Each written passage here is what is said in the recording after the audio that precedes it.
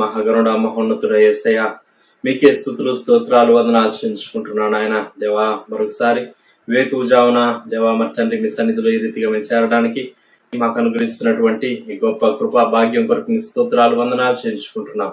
దేవా మరి తండ్రి నాయన సమయాన్ని మా కొరకు దీవించి ఆశీర్వదించమని ప్రార్థన చేస్తున్నాను ఆయన. మీ వాక్కులు వాగ్దానాలు మా పక్షంగా, మా కుటుంబీకుల పక్షంగా, దేవా మరి తండ్రి నాయన మా యొక్క శ్రేయోభిలాషుల పక్షంగా మీరే గొప్పగా నెరవేర్చమని ప్రార్థన చేస్తున్నాం. మీ స్తోత్రాలు. అలాగూ మరి తండ్రి మీ ప్రభావ మీ వాక్యం వినే శ్రేష్టమైన సమయాన్ని మా కొరకు దీవించమని ప్రార్థన చేస్తున్నాం. మీ పక్షంగా నిలబడిపోయేటువంటి మా దైవజనుల్ని మరొకసారి మీ ఆత్మశక్తి బలంతో మీరే నింపి బలంగా మీరు వాడుకోమని ప్రార్థన చేస్తున్నాం. మీ స్తోత్రాలు. దేవా, దినదినం మీరు మాతో మాట్లాడుతూ వస్తున్న విధానం అంతటి కొరకు స్తోత్రాలైనా మరి విశేషంగా ఈ దినం కూడా ప్రభావ మీరు మాతో మాట్లాడబోతూ ఉండగా దేవా, వినగలిగే చెవులు, గ్రహించగలిగే హృదయాలు, దాచుకునే మనస్సు మెండుగా మీరు మాకు అనుగ్రహించమని ప్రార్థన చేస్తున్నాం. దేవా మరి తండ్రి మీ వాక్యం వినుటతోడ దేవా ప్రభా మరి తండ్రి మా దినాన్ని మేము ప్రారంభిస్తూ ఉండగా దేవా మరి తండ్రి గొప్ప శక్తితో మేము నింపబడడానికి మాకు సహాయం చేయమని ప్రార్థన చేస్తున్నాం. మీ వాక్యపు బలముతో, మీ వాక్యపు శక్తితో మేము నింపబడడానికి మాకు సహాయం చేయమని ప్రార్థన చేస్తున్నాం. దేవా, ఈ చివరి ప్రార్థన ఆశీర్వాదముల వరకు మీ సన్నిధి మాకు తోడుగా ఉంచమని ప్రార్థన చేస్తున్నాం. మీ స్తోత్రాలు ఆయన. దేవా, ప్రార్థనలు ఏకీపిస్తున్నటువంటి ప్రతి వ్యక్తి కొరకు, ప్రతి కుటుంబం కొరకు మీ స్తోత్రాలు వందనాలు చేయించుకుంటున్నాం. ఇదిగో ప్రభా మరి తండ్రి నాయన మరి నాయన ఇంకను ప్రభా ఈ దినమంతటికి కావాల్సినటువంటి శక్తిని, గొప్ప బలాన్ని దేవా మీ సన్నిధిలో మేము గడుపుట ద్వారా మేము పొందుకోవడానికి మాకు సహాయం చేయండి. సమస్త విషయాల్లో కృప చూపించమని యేసయ్య సర్వశక్తి కలిగిన నామములో స్తుతించి ప్రార్థన చేసి అడిగి వేడుకుంటున్నాం పరలోకపు తండ్రి. ఆమేన్. 91వ కీర్తన చదువుకుందాం పిల్లరా. మహోన్నతిని చాటు నివసించువాడే సర్వశక్తి నీడను విశ్రమించువాడు. ఆయనే నాకు ఆశ్రయము, నా కోట, నేను నమ్ముకున్న నా దేవుడని నేను యెహోవాని గూర్చి చెప్పుచున్నాను.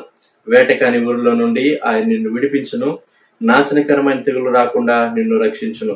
ఆయన తన రెక్కలతో నిన్ను కప్పును, ఆయన రెక్కల క్రింద నీకు ఆశ్రయం కలుగును. ఆయన సత్యము కేడెమును డాలునై ఉన్నది. రాత్రి వేళ కలుగు భయమునకైనను, పగటి వేళ ఎగురు బాణమునకైనను, చీకటిలో సంచరించే తెగులునికైనను, మధ్యాహ్నమందు పాడు చేయు రోగమునకైనను నీవు భయపడుకుందువు. నీ ప్రక్కను 1000 మంది పడినను, నీ కుడి పక్కను 10,000 మంది కూలినను అపాయం నీ వద్దకు రాదు. నీవు కన్నులారా చూచుచుండగా భక్తిహీనులకు ప్రతిఫలం కలుగును. యెహోవా, నీవే నా ఆశ్రయము అని నీవు మహోన్నతుడైన దేవుని నీకు నివాసస్థలముగా చేసుకుని ఉన్నావు. నీకు అపాయమేమీ రాదు, ఏ తెగులును నీ గుడారము సమీపించదు. నీ మార్గములన్నిటిలో నిన్ను కాపాడుటకు ఆయన నిన్ను గూర్చి తన దూతలకు ఆజ్ఞాపించును. నీ పాదములకు రాయి తగలకుండా వారు నిన్ను తమ చేతుల మీద ఎత్తిపట్టుకుందరు. నీవు సింహములను, నాగుపాములను త్రొక్కెదవు, కొదమ సింహములను, భుజంగములను అనగద్రొక్కెదవు. అతడు నన్ను ప్రేమించున్నాడు గనుక నేను అతన్ని తప్పించెదను. అతడు నా నామం ఎరిగిన వాడు గనుక నేను అతన్ని గనపరచెదను. అతడు నాకు మొరపెట్టగా నేను అతనికి ఉత్తరమిచ్చెదను. శ్రమలో నేను అతనికి తోడై ఉండెదను. అతన్ని విడిపించి అతన్ని గొప్ప చేసేదను. దీర్ఘాయువు చేత అతన్ని తృప్తిపరచెదను. నా రక్షణ అతనికి చూపించెదను. ఆమేన్. సమయంలో మనం దేవుని వాక్యం విందాం పిల్లరా. దైవజనులు ప్రదర్శకులు గారు వచ్చి మనకు దేవుని వాక్యాన్ని అందిస్తారు. ప్రియమైన వారలారా, ఈ ఉదయకాలం యోనా గ్రంథం 3వ అధ్యాయం 4వ వచనం. యోనా ఆ పట్టణములో ఒక దిన ప్రయాణం అంత దూరము సంచరించుచు ఇక 40 దినములకు నినివే పట్టణము నాశనమగునని ప్రకటన చేయగా, నినివే పట్టణపు వారు దేవుని యందు విశ్వాసం ఉంచి ఉపవాస దినము చాటించి గనులేమి అల్పులేమి అందరును గోనె పట్ట కట్టుకొనేది. ప్రియమైన వారలారా, ఈ ఉదయకాలం మనము 40 దినాల గురించి మనం జ్ఞాపకం చేసుకుంటూ ఉంటాం. పాత నిబంధనలోని 40 దినాల గురించి కొన్ని విషయాలు మీకు గుర్తు చేయాలని నేను ఉద్దేశిస్తూ ఉన్నాను. మొదటిగా ఆదికాండ గ్రంథంలోనికి వచ్చినప్పుడు, ఆదికాండ గ్రంథం 7వ అధ్యాయం దేవుని ఆజ్ఞ చొప్పున నోవహు తాను ఓడను చేశాడు.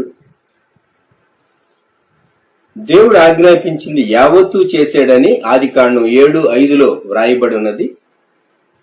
వారు ఓడలో ప్రవేశించిన తరువాత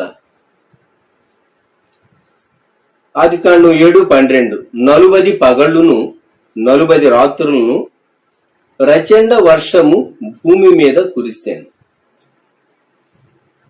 ఈ భాగం మనం చదివినప్పుడు సృష్టికర్త అయినటువంటి దేవుడు సృష్టిని ఆయన తుడుపు పెట్టడానికి కూడా అధికారం కలిగినటువంటి సార్వభౌమ అధికారం కలిగిన దేవుడని మనం మర్చిపోకూడదు. ఎంత అన్యాయం అండి, దేవుడు అలాగ చేయొచ్చా మనం అనొచ్చు. అయితే 6వ అధ్యాయం మనం ఆదికాండం గమనించితే 3వ వచనంలో, నా ఆత్మ నరులతో ఎల్లప్పుడూ వాదించదు. 6వ వచనం 6:6, తాను భూమి మీద నరులను చేసినందుకు యెహోవా సంతాపం నుండి తన హృదయంలో నొచ్చుకొని. మనిషి అనుకుంటాడు నేను చాలా డెవలప్ అయ్యాను అనుకుంటాడు, నేను చాలా విషయాల్లో ముందుకు వెళుతూ ఉన్నా అనుకుంటాడు, తన భవిష్యత్తుకు తానే కర్త అని మనిషి అనుకుంటూ ఉంటాడు. అయితే తాను దేవుడు ఉద్దేశించిన మార్గంలో వెళుతూ ఉన్నాడా లేదా అనేది మానవుడు ఎప్పటికప్పుడు సరిచూసుకోవాలి. నోవా కాలంలో మనుషులు తమ మార్గములను చెరిపి వేసుకున్నారు. 6:13లో దేవుడు అంటాడు, దేవుడు నోవహుతో, సమస్త శరీరుల మూలముగా భూమి బలాత్కారముతో నిండి ఉన్నది గనుక నా సన్నిధిని వారి అంతము వచ్చి ఉన్నది, ఇదిగో వారిని భూమితో కూడా నాశనము చేయదు. మీకు ఒక సందేహం రావచ్చు, ఎందుకు దేవుడు సృష్టి చేయాలి? మరి మనిషి తప్పు చేసినప్పుడు మనిషిని అంతగా శిక్షించాలా అనేటటువంటి ప్రశ్న. దేవుని సహనానికి హద్దు ఉంటుంది. అంతేకాదు, దేవుడు నిర్దేశించినటువంటి ఒక మార్గం, ఒక ఏర్పాటు, ఒక క్రమం ఉంటుంది. అయితే ఆ క్రమాన్ని పూర్తిగా విస్మరించి మనిషి తన ఇష్టం వచ్చినట్టు వెళ్ళాలి అనుకుంటే అది ప్రమాదకరం. ఇప్పుడు హైవే ఉన్నది, హైవేలో తన ఇష్టం వచ్చినట్టు ఒక వెహికల్ ఒకరు డ్రైవ్ చేస్తూ ఉన్నారు అంటే మిగిలినటువంటి వాహనాలు ప్రయాణించే వారికి వీరు కీడు కలిగిస్తారు. వీరు కీడు కలిగించుకోవటం ఒక ప్రక్క నుంచితే వీరు ఇతరులకు కీడు కలిగిస్తారు. అందుకే హైవేలో కూడా ఆ ఏ స్పీడ్ తో వీరు వెళుతూ ఉన్నారో రికార్డ్ చేసేటటువంటి ఇన్స్ట్రుమెంట్స్ నేషనల్ హైవేస్ లో ఉంటూ ఉంటాయి, సెట్ చేస్తూ ఉంటారు, చలానా కూడా రాస్తూ ఉంటారు. నెక్స్ట్ ఎక్కడో ఒక చోట ఆపి. కారణం ఏమి? వాహనాలు మిగిలినటువంటి వారు కూడా భూమి మీద ఆ నేషనల్ హైవేలో వెళ్ళటానికి ఒక క్రమం అనేది, ఏర్పాటు అనేది ఒకటి ఉంది. దాన్ని పూర్తిగా అతిక్రమించి నా ఇష్టం వచ్చినట్టు వెళ్తాను అని 250 కిలోమీటర్లు 200 కిలోమీటర్ల స్పీడ్ లో ఎవరైనా వెళ్ళాలి అనుకుంటే, నాకు చాలా కాస్ట్లీ వెహికల్ ఉంది కనుక నేను వెళ్తాను అనుకుంటే ఏమవుతుంది? ఇతరులకు హాని చేసిన వారు అవుతారు, అల్టిమేట్ గా వారికి కూడా కీడు కలుగుతుంది. నోవా కాలంలో జరిగింది, మనుషులు బలాత్కారంతో భూమిని నింపారు. నాకు మిలిటరీ పవర్ ఉంది, నేను ఏదైనా చేయగలను అని తలంచేటటువంటి రాజ్యాధినేతలు ప్రపంచాన్ని శాసించాలనుకుంటున్నటువంటి దినాల్లో మనం ఉంటూ ఉన్నాం. గమనించండి, నోవా కాలంలో ఇంత నాశనానికి లేకుంటే ఇంతగా కీడుకు మనుషులు తమ్మును తాము అప్పగించుకున్నారా? ఎస్. అందుకే దేవుడు నాశనం చేయవలసి వచ్చింది. మరలా ఒక కుటుంబంలో నుండి మనుష్య జాతిని దేవుడు విస్తరింప చేయవలసి వచ్చింది. ఆ అగాధ జలముల తూములు విప్పబడినప్పుడు, మహాగాధ జలముల ఊటలన్నీ విప్పబడినప్పుడు, ఆదికాండం 7వ అధ్యాయం 11వ వచనం, నోహు వయస్సు యొక్క 600 సంవత్సరము 2వ నెల 17వ దినమున మహాగాధ జలముల ఊటలన్నీ ఆ దినమందే విడబడెను, ఆకాశపు తూములు విప్పబడెను, 40 పగళ్ళును 40 రాత్రులను ప్రచండ వర్షము భూమి మీద కురిశారు. 40 సంఖ్య చాలా ప్రాముఖ్యమైంది. 40 దినాలు ఇక్కడ దేవుని ఉగ్రత సృష్టి పైన, లోకం పైన కుమ్మరించబడింది.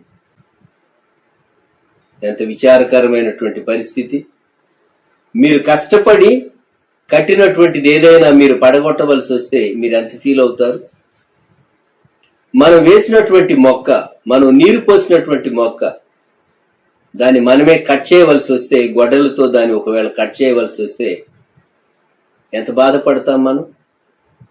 మనమే పెంచి మనమే పెద్ద చేసినటువంటి చెట్టును మనం కొట్టివేయవలసి వస్తే చాలా బాధకరం.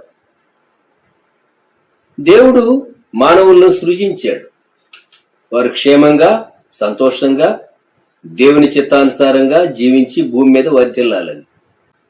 40 దినములు, 40 పగళ్ళు, 40 రాత్రులు భయంకరమైన వర్షం భూమి మీద కురిసి 21వ వచనం, పక్షులేమి, పశువులేమి, మృగములేమి, భూమి మీద ప్రాకు పురుగులేమి, భూమి మీద సంచరించు సమస్త శరీరులేమి, సమస్త నరులేమి చచ్చిపోయేరి. 22వ వచనం, ఆదికాండం 7:22, పొడి నేల మీదనున్న వాటన్నిటిలోనూ నాసికా రంధ్రములలో జీవాత్మ సంబంధమైన ఊపిరి గలవన్నీ చనిపోయేను.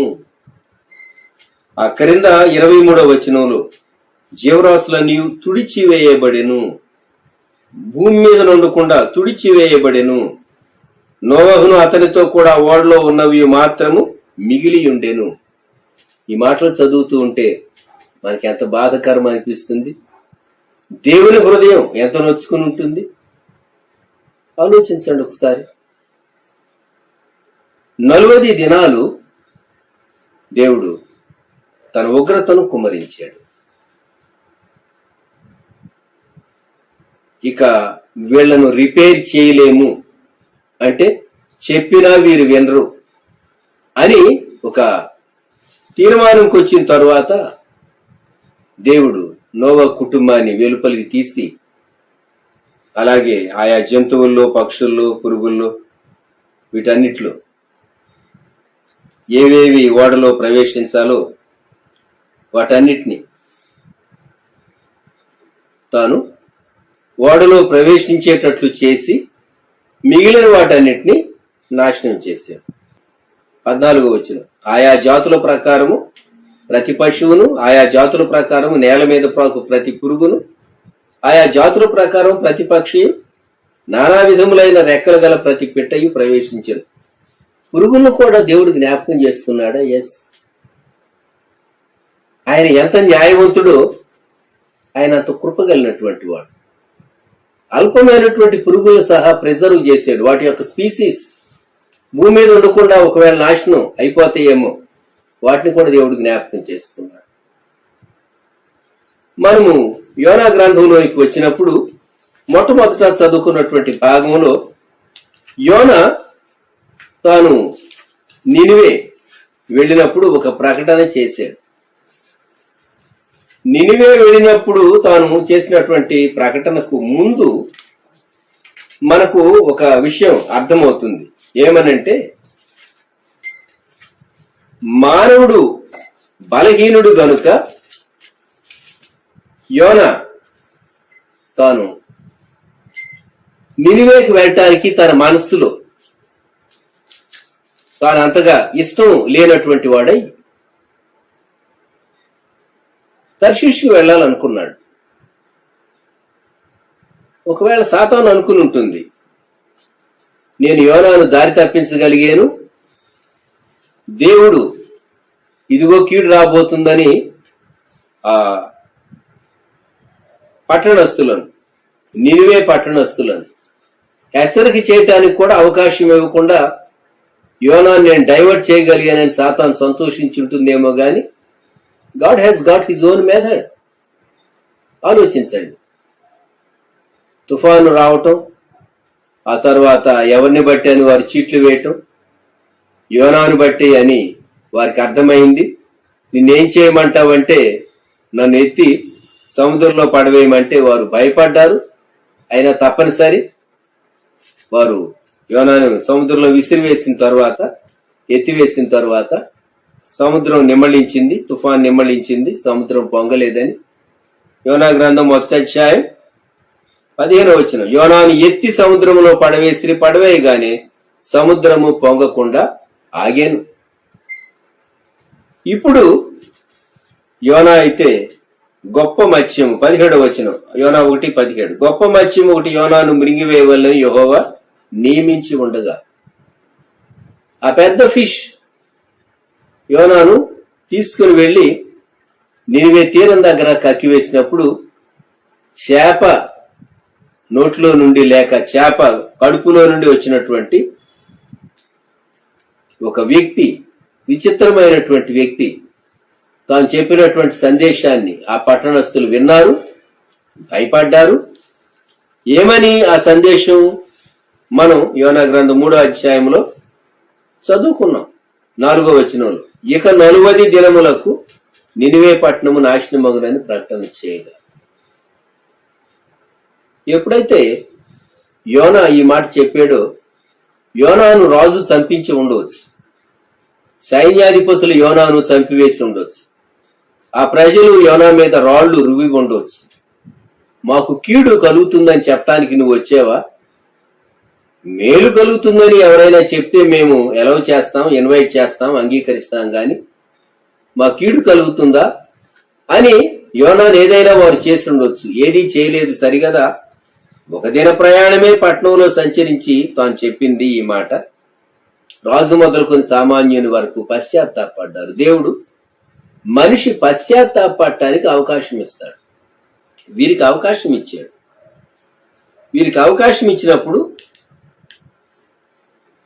వారు నినివే అంతా చాటింపు వేశారు. యోనా 3:4లో ఒక దిన ప్రయాణమే తాను సంచరించింది, 40 దినాలకు నాశనం అవుతుంది అన్నాడు. అయితే రాజు మంత్రులు కలిసి ఆలోచన చేసి దేవుడు తన కోపాగ్ని చల్లార్చుకునేటట్లు మనం నశించిపోకుండా పశువులు సహా మేతమేయకూడదు, నీళ్లు తాగకూడదు, మనుషులు ఏది పుచ్చుకోకూడదు. ఒక విధంగా ఫాస్టింగ్ వారు ఉన్నారు, ఫాస్టింగ్ ఉన్నారు. మనపూర్వకముగా దేవుని వేడుకోవాలి. వీరు ఎన్ని దినాలు ఆహార పానాల విషయాల్లో నియమాలు పాటించారో గాని మొత్తం మీద వారు తమ చెడు నడతలు మానుకొనగాని 3:10లో యోనా గ్రంథం చదువుతాం. సో 40 డేస్ అనేది అద్భుతమైనటువంటి మార్పు వ్యక్తిలో తీసుకొని రాగలిగిన పీరియడ్ అది. వైద్యులను మీరు అడిగితే, ఆయుర్వేద వైద్యులు లేక ఇతర వైద్యులు 40 డేస్ లో శరీరంలో ఉన్నటువంటి కణాలు కూడా ఒక విధమైనటువంటి మార్పుకు గురై అవి నూతనమైన రీతిగా మారతాయి అనేటటువంటి ఒక థియరీ ఉంటూ ఉన్నది. అందుకే పూర్వకాలంలో మండల కాలం వాడటానికి మందు ఇచ్చేటటువంటి వారు ఆయుర్వేద వైద్యులు, ఇంకా కొన్ని వైద్యాలు. మన శరీరంలో కణాలు ప్రతి క్షణం అవి వర్క్ చేస్తూ మారుతూ ఉంటాయి అనేది వాస్తవం, మనకు తెలిసినటువంటి సైన్స్. అయితే 40 దినాలు అనేది ప్రాముఖ్యమైనటువంటి ఒక మార్పుకు, మన శరీరం యొక్క ఆరోగ్య విషయాల్లో మార్పు చెందటానికి సహాయకరంగా ఉంటాయి.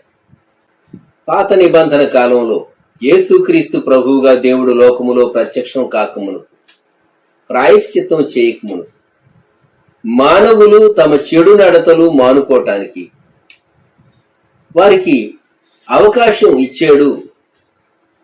వారు పశ్చాత్తాపడటానికి వారికి అవకాశం ఇచ్చాడు. మరి యోనా కాలములో అన్యులైనటువంటి నినివే వారికి ఇవ్వబడింది, నోవా కాలంలో మరి ఇవ్వబడిందా అనేటటువంటి అనుమానం మనకు రావచ్చు. నోవకు చాలా కాలం ఓడను నిర్మాణం చేశారు. దాని కొరకు కల్పన సిద్ధం చేయటం, దాన్ని నిర్మాణం చేయటం చాలా కాలం పట్టింది. జ్ఞాపకం పెట్టుకుందాం మనం. మరి ఆ దినాల్లో ఆ చుట్టూ ఉన్నటువంటి వారు, కనీసం ఆ ప్రాంతాల్లో ఉన్నటువంటి వారు ఏదో సంభవించబోతూ ఉన్నది, ఏదో సంభవించబోతూ ఉన్నది అనేటటువంటిది వారికి ఎందుకు అర్థం కాలేదు? అంతేకాదు, దేవుడు ఈ కాలానికంటే ముందు హనోక్ ఏమని ప్రవచించాడో యోధా పత్రిక 14వ వచనం, ఆదాము మొదలుకొని 7వ వాడైన హనోక్ కూడా వీరిని గురించి ప్రవచించిట్లను, ఇదిగో అందరికిని తీర్పు తీర్చుటకును వారిలో భక్తిహీనులందరినూ భక్తిహీనముగా చేసిన వారి భక్తిహీన క్రియలన్నింటినీ గూర్చి భక్తిహీనులైన పాపులు తనకు విరోధముగా చెప్పిన కఠినమైన మాటలన్నింటినీ గూర్చి వారిని ఒప్పించుటకు ప్రభు తన వేవేల పరిశుద్ధుల పరివారముతో వచ్చెను అని నోవహు కాలం కంటే ముందు హనోకు చెప్పాడు. మనకు తెలుసు కదా వంశావళులు. ఇప్పుడు హనోకు చెప్పిన తర్వాత, హనోకు కాలం గడిచిన తర్వాత మెతూషెల కాలం వచ్చింది. మెతూషెల కాలం గడిచిపోయిన తర్వాత లెమెకు కాలం వచ్చింది. లెమెకు కాలం తర్వాత నోవహు కాలం వచ్చింది. నోవహు కాలంలో జలప్రళయం వచ్చింది. ఆదికాండం 5వ అధ్యాయంలో మనము 21వ వచనం నుండి హనోకును గూర్చి మనము 31 వచనం వరకు చదివితే వారు బ్రతికిన సంవత్సరాలు అవన్నీ డీటెయిల్స్ మనం చూస్తాం. సో హనోకు ముందే ప్రవచించాడు. హనోకు ప్రవచించిన తరువాత సహా నోవహు కాలములో జలప్రళయం రావటానికి ముందు ఓడ కట్టబడుతూ ఉండగా దేవుడు అవకాశం ఇచ్చాడు. వ్యక్తి గ్రహించాలి. వ్యక్తి గ్రహించి దేవుడిచ్చేటటువంటి తరుణాలను సద్వినియోగం చేసుకోవాలి. ఇది చాలా అవసరం. దేవుడిచ్చినటువంటి తరుణాలు 40 దినాలు వాగ్దాన దేశములో మోషే పంపించినటువంటి వేగుల వారు స్పైస్ వారు సంచరించారు. సంఖ్యాకాండం 13వ అధ్యాయం 17వ వచనంలో మోషే అంటున్నాడు, మోషే కనాను దేశమును సంచరించి చూసుటకు వారిని పంపినప్పుడు వారితో ఇట్లన్ను. ఆ దేశాన్ని గురించి వాళ్ళు విచారించవలసింది చాలా ఆస్పెక్ట్స్ ఉన్నాయి. జనము, వారి యొక్క బలము, కొంచెమో విస్తారమో, భూమి మంచిదో చెడ్డదో, పట్టణములు ఎటువంటివో, గుడారముల్లో నివసిస్తారో కోటల్లో నివసిస్తారో, భూమి సారమైందో నిస్సారమైందో, చెట్లు నువ్వో లేవో 20వ వచనం. ఈ అన్ని ఆస్పెక్ట్స్ వారు పరిశీలన చేసి రావాలని 12 మందిని పంపించాడు. 12 మందిని పంపించినప్పుడు వారు ఆ దేశ సంచారం చేశారు. సంఖ్యాకాండం 13వ అధ్యాయం 25వ వచనం. వారు 40 దినములు ఆ దేశమును సంచరించి చూచి తిరిగి వచ్చిరి. 10 మంది ఏమో చెడ్డ సమాచారం, 2 మంచి సమాచారం చెప్పినట్లుగా 13వ అధ్యాయం చివరి భాగంలో మనం చదువుతాం. 10 మంది చెప్పిన చెడ్డ సమాచారమే నమ్మారు గాని నమ్మటమే కాదు, ఆ రాత్రి ఎలుగెత్తి ఏడ్చారు. సంఖ్యాకాండం 14వ అధ్యాయం 1వ వచనం. అప్పుడు ఆ సర్వ సమాజం ఎలుగెత్తి కేకలు వేశాను. ప్రజలు ఆ రాత్రి ఎలుగెత్తి ఏడ్చారు. రేపు ఉదయం తీరిగ్గా ఏడుద్దామని ఎందుకు అనుకోలేదు? ఆ రాత్రే ఏడవాలా? ఆలోచించండి. స్త్రీలు మాత్రమే కాదు, స్త్రీలు గాని పురుషులు గాని అందరూ, పిల్లలు గాని యవనస్తులు గాని అందరూ ఏడుపు మొదలు పెట్టారు. అయ్యో అయ్యో అంటున్నారు. ఆ సర్వ సమాజం 14:3 ఐగుప్తులో మేమేలా చావలేదు అని. ఎంత భయంకరమైనటువంటి పరిస్థితి. దేవుడు వారికి శ్రేష్టమైనటువంటి పాలు తేనెలు ప్రవహించు దేశము అని చెప్పబడింది. వాస్తవంగా కాలేబు చెప్పినటువంటి మాట. యెహోషువ కాలేబు 7వ వచనం. ఇశ్రాయేలీల సర్వ సమాజముతో మేము సంచరించి చూచిన దేశం మిక్కిలి మంచి దేశము. 8వ వచనం చివరి భాగం. అది పాలు తేనెలు ప్రవహించు దేశము. అంత మంచి దేశం దేవుడు ఇవ్వాలి అని ఉద్దేశిస్తే 10 మంది చెప్పిన చెడ్డ సమాచారాన్ని బట్టి ఆ రాత్రి ఇశ్రాయేలీల యొక్క సమాజం అంతా లక్షలాది మంది ప్రజలు ఏడ్చి కేకలు వేశారు. మానవుల్లో అవిశ్వాసం రాకుండా విశ్వాసి తన హృదయాన్ని శుద్ధి చేసుకునేటటువంటి కాలం. దేవుని వాక్యం పైన, వాగ్దానం పైన దృష్టి ఉంచే కాలం. ఈ ఉదయకాలం మనం 3 విషయాలు జ్ఞాపకం చేసుకుంటూ ఉన్నాం. అన్యులు నివసించేటటువంటి నినివే. యోనా కాలంలో దేవుడు తీర్పు పంపించాలని ఉద్దేశించాడు. అయితే పశ్చాత్తాపడటానికి సమయం ఇచ్చాడు. అయితే అంతకు మునుపు మనం ఆదికాండంలో జరిగినటువంటి సంభవం, సృష్టి నీటి చేత నాశనం చేయబడినప్పుడు వారికి సహా దేవుడు గొప్ప అవకాశం ఇచ్చాడు. అయితే వారు దాన్ని వాడుకోలేదు. సంఖ్యాకాండంలో 40 దినాలు సంచరించి చూచి వచ్చినటువంటి వారు ఇద్దరు పాజిటివ్ గా వారు చూచారు, 10 మంది నెగటివ్ గా వారు చూచారు. వారి దృష్టికోణంలో చాలా తేడా ఉంది. ఈ ఉదయకాలం మనం మన చుట్టూ ఉన్నటువంటి పరిస్థితులు, మా బాధ్యతలు ఎన్నో ఉన్నాయి, మా పనులు ఎన్నో ఉన్నాయి, మా వ్యాపారాలు ఎన్నో ఉన్నాయి, మేము చేయవలసినటువంటి మా ప్రణాళికలు ఎన్నో ఉన్నాయి. అంచె దినాల్లో ఇలాగే ఉంటాయి పరిస్థితులని. జనం మీదికి జనం, రాజ్యం మీదికి రాజ్యం, కరువు, తెగుళ్ళు, భూకంపాలు, ఇవన్నీ ప్రపంచం మీద